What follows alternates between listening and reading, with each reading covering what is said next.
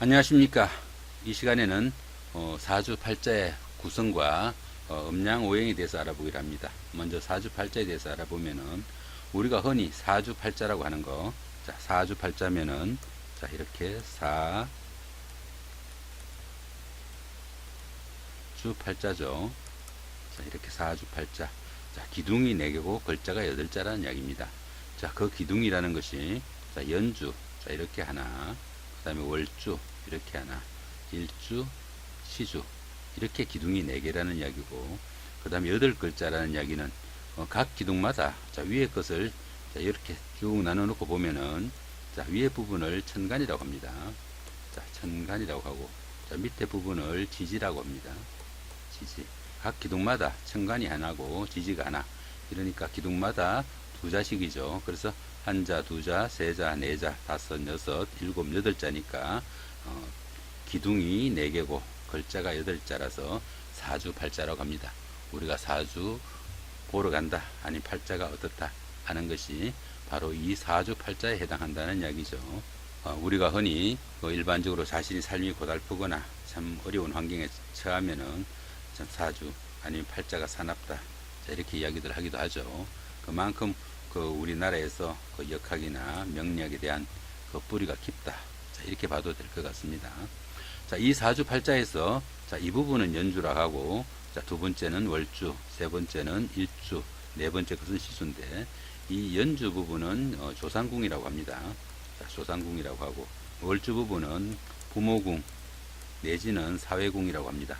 자, 그 다음에 이 일주 부분은 일주의 천간 부분은 자기 자신, 명주 자신, 자, 자신을 나타내고, 자, 일주의 지지 부분은 배우자를 나타내는 그런 부분입니다. 그 다음에 이 시주는 자식궁이라고 해가지고 자식에 관한 자, 그런 일과 자신의 미래에 관한 자, 그런 일들이 이쪽에서 본다, 자, 이렇게 보시면 될 것 같습니다. 명리학에서 이 사주 팔자, 명리학에서는 연주와 이 월주 부분은, 연주와 월주 부분은 절기력을 사용합니다. 절기력. 이 절기력은 한 해의 시작이 자, 입춘으로부터 시작됩니다. 자, 입춘이죠. 입춘으로부터 시작되고, 입춘이 시작되면서 이때가 1월이 되겠죠. 입춘이 1월이고, 그 다음에 2월은 경칩으로부터 시작이 되고, 2월은 경칩, 그 다음에 3월은 청명, 3월은 청명이고요. 4월은 입하, 그 다음에 5월은 망종, 그 다음에 6월은 소서, 그 다음에 7월은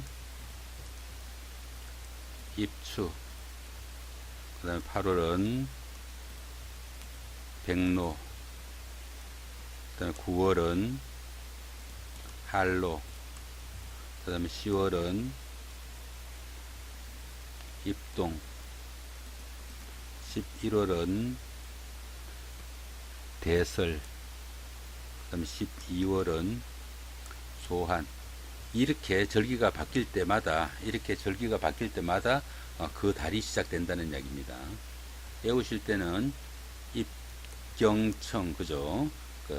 한 해가 새로 시작되면서 봄의 소리를 경청한다, 이 정도 보시면 되겠고, 자, 여름에는 임망소입니다. 자, 임망소니까 여름에는 망사옷을 입죠, 그죠? 자, 그렇게 외우시면 임망소 조금 쉬울 것 같고, 자, 7월달 가을부터는 입백한이죠. 입백한. 어차피 가을은 흰 색깔이니까, 금기운이니까 흰 색깔을 연상하시면은 입백한, 쉽게 외울 수 있으리라고 보고, 겨울은 입대소입니다. 입대소니까 연말이 되면은 대소사가 많죠, 그죠?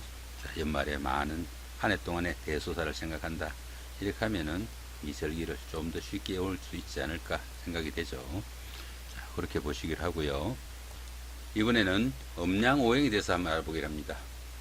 우주의 생성 원리가 이 음양, 음양의 두 기운으로부터 태동된다 이렇게 보기도 하죠. 그러니까 이 기는 그 우주를 생성하는 근본 기운이라고 보기도 하고요. 이 기가 만물을 생성하기 위해서는 음양의 이 두 가지 기운이 반드시 필요하다 이렇게 보기도 합니다.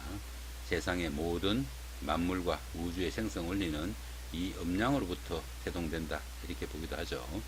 결국은 이 우주의 생성 원리가 음양의 기운으로부터 모든 것이 태동된다 이렇게 보기도 하니까 이 음양은 뭐 하늘이 있으면 땅이 있고 남자가 있으면 여자가 있고 또 여름이 있으면 겨울도 존재하고 오르막이 있으면 내리막도 있는 그런 기운이 이 음양에 속한다 볼 것입니다. 또 이 음양은 따로 존재하는 분리된 그런 기운이 아니라 함께 존재하는 한 물체 가운데 존재하는 두 가지 기운이다 이렇게 보는 것이 옳을 것입니다. 자, 음양을 크게 나누고 보면 어떻습니까? 자, 이쪽을 양의 기운이라고 보고요. 그 다음에 이쪽을 자, 음의 기운이라고 볼 수 있겠죠. 자, 이 음양을 자, 오행으로 나눠 놓고 보면은 자, 이 부분은 자, 목이 되고요. 자, 화, 그 다음에 토가 되겠죠. 그 다음에 금 기운이 되고, 그 다음 수가 될 겁니다. 이렇게 수가 되는데, 이 기운을 자, 이렇게 나누면은, 자, 이 부분은 목화는 양의 기운이 되고요. 그 다음에 금수는 음의 기운이 됩니다. 이 가운데 있는 토는 자, 중앙의 기운으로, 중립의 기운이죠. 그죠? 자, 중앙으로 표시되기도 합니다. 이렇게 표시되는데, 이 오행을 다시 그 음과 양으로 다시 세분화 한다면은 이 부분은 자, 간목이 되고요. 여기는 을목이 되고 여기는 병화, 여기는 정화가 되겠죠. 그 다음에 이 부분은 무토가 되고 이 부분은 기토가 될 겁니다. 그 다음에 여기는 경금이 되고 여기는 신금이 되고요. 여기는 임수가 되고 여기는 개수가 되겠죠. 이렇게 놓고 봤을 때 이렇게 쭉 그어서 자, 이 부분은 자, 양의 기운이고 자, 이 부분은 자, 음의 기운이다. 이렇게 크게 나눌 수도 있다는 이야기입니다. 세상의 모든 물체는 이렇듯이 자, 크게 나눴을 때 양의 기운 가운데서도 이렇게 음양이 각각 존재하고요. 그 다음에 음의 기운 가운데서도 이렇게 각각 음양이 존재한다는 이야기죠. 이 음양의 기운은 우리가 이렇게 큰 공이 있다고 봤을 때 이렇게 큰 공이 있다고 보면은 이 공에서 자, 이쪽에서 햇빛이 비치면은 이쪽 부분은 햇빛이 비치고요. 자, 이쪽 부분은 자, 그림자가 끼일 겁니다. 그죠? 그림자가 끼이는데 이 부분이 양이라고 보면은 자, 이 부분은 음이 되겠죠. 음이 존재하지 않는 양의 부분만 갖고 공이 완성되지 못하죠. 양의 부분만으로도 공이 되지 않고 음의 부분만으로도 공이 이루어지지 못합니다. 공 하나가 이루어지기 위해서는 한쪽은 양의 기운도 필요하고 이렇게 받쳐주는 음의 기운도 필요하다는 이야기죠. 이 양의 기운도 또 세분해서 보면은 조금 더 어두운 부분, 조금 더 밝은 부분, 음의 기운 가운데서도 더 어두운 부분과 덜 어두운 부분이 있을 겁니다. 더 밝은 부분이 양이 되면은 조금 더 덜 밝은 부분이 음이 되고요. 음의 기운 가운데서도 더 밝은 기운이 양이 되겠죠. 그죠? 이 전체를 우리가 지구라고 본다면은 이 지구에서 태양이 이쪽에서 비치겠죠. 그죠? 이 더 밝은 쪽은 양의 기운이 더 강할 테고, 자, 이 부분은 음의 기운이 더 강할 겁니다. 이걸 이제 다시 추나 추동으로 따지면은, 자, 이 부분을 간목이라고 따지면은, 자, 그 다음에 여기가 을목이 되겠고, 그죠? 가장 그 햇빛이 많이 비치는 쪽에 여기가 병화가 되겠죠. 그죠? 병화가 되면, 그 다음에 이 기운 가운데도 조금 열기가 낮은 쪽은 다시 정화가 될 겁니다. 그 다음에 가을 기운이 시작되면은, 자, 이 부분은 자, 경금이 되고요. 그 다음에 가을이 조금 짙어지면은 그 부분은 신금이 되겠죠. 그 다음 겨울이 시작되면은 자, 임수가 되고요. 겨울의 절정기에는 개수가 되겠죠. 그죠? 자, 이렇게 개수가 될 겁니다. 지구 하나 속에서 이렇게 수나 추동이 공존하고 음양이 함께 존재해야 이 지구가 아닌 우주가 그대로 유지가 된다 하는 이야기가 되겠죠. 자, 이렇게 우리가 음양이 음이 따로 있고 양이 따로 있는 것이 아니고 음양은 언제나 함께 존재하면서 새로운 기를 탄생시키는 그런 기운으로 보시면 될 것 같습니다. 자, 이번에는 오행의 상생관계를 한번 알아보기로 합니다. 상생관계는 목오행이 불을 생하고요. 나무가 자신을 태워가지고 자, 불을 살린다. 이렇게 보시면 쉽겠죠. 이 목오행은 비단 나무가 아니라 성장이나 생장하는 모든 것, 자라는 것, 모든 것을 목으로 보기도 합니다. 화의 기운은 불로 보기도 하지만은 확산하거나 발산하는 그런 기운들이 모두 화의 기운에 속합니다. 그다음에 이 토의 기운은 중앙이나 흙의 기운을 나타내기도 하고요.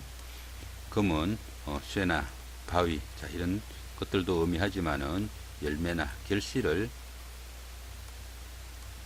나타내기도 합니다. 이 수의 기운은 응축이나 물 이런 기운을 나타내기도 합니다.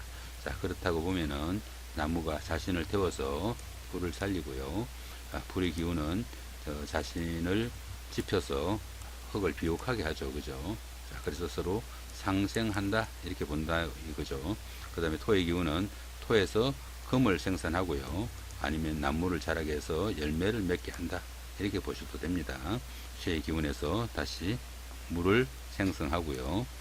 우리가 차가운 쇠에다가 열을 가하면은 물방울이 생기는 그런 정도로 보셔도 좋겠네요. 그 다음에 이 수의 기운에서 물이 자신을 희생시켜서 나무를 자라게 하죠. 그죠? 이렇게 상생의 기운이 생기고요. 이번에는 상극관계에 대해서 한번 알아보기로 합니다. 나무가 흙에서 뿌리를 받고 영양을 받아들이니까 흙이 황폐해지게 된다. 이렇게 보고요. 흙은 물이 흐르는 길을 막죠. 그죠? 그래서 이 부분을 극한다. 물이 가는 길을 막는다는 이야기죠.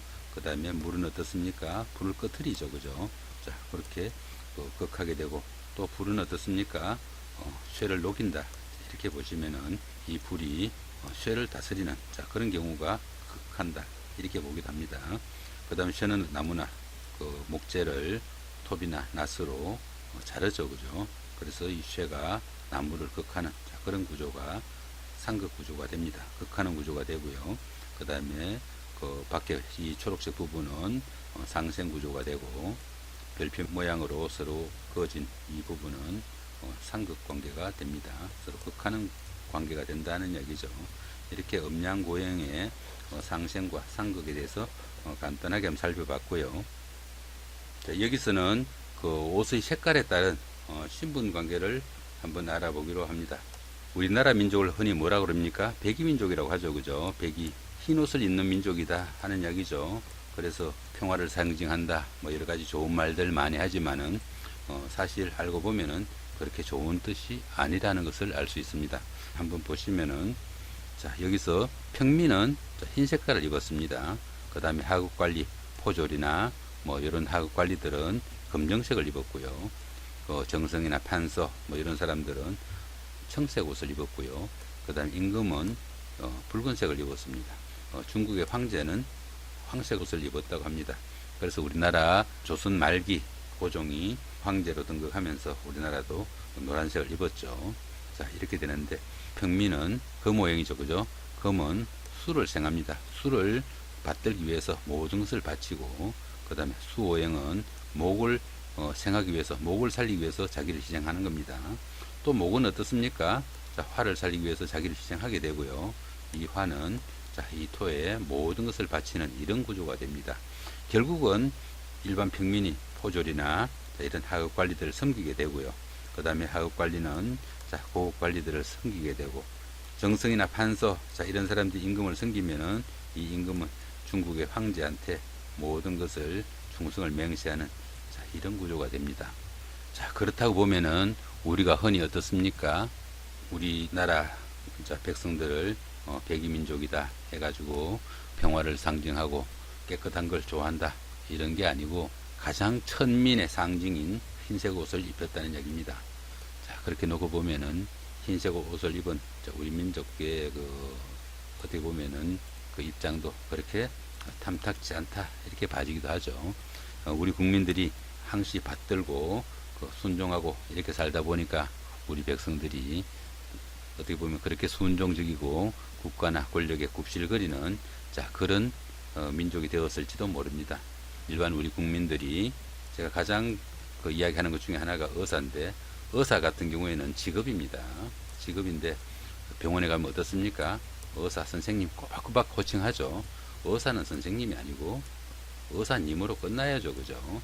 옛날에 임금한테 폐하하는 그런 경우가 같다 이렇게 보시면 되고, 얼마 전에 우리나라에서도 대통령 보고 대통령 각하 했죠, 그죠? 근데 지금은 그 각하라는 그 명칭을 빼고 대통령님 한다고 이렇게 하잖아요, 그죠? 근데 이 의사만큼은 의사 선생님이 현재 존재합니다. 의사님이면 의사님이고 선생님이면 선생님이라 해야 되는데, 우리나라가 아직 이렇게 의사 선생님이라는 이중 호칭으로 극존칭을 하는, 자, 이런 패단은 아마 그 이 우리나라 이 백이민족 이렇게 천대받거나 순종적이던, 자, 이런 민족의 특성 때문에, 자, 이런 관습이 생겨나지 않았나 싶기도 합니다. 자, 이렇게 오늘은 그 오행의 상생 상극과 뭐 옷의 색깔, 사주의 특성, 사주의 계략적인 이해, 자, 이런 것들을 좀 살펴봤습니다. 자, 다음에는 좀 다른 각도에서 또 한번 살펴보기로 합니다. 예, 감사합니다.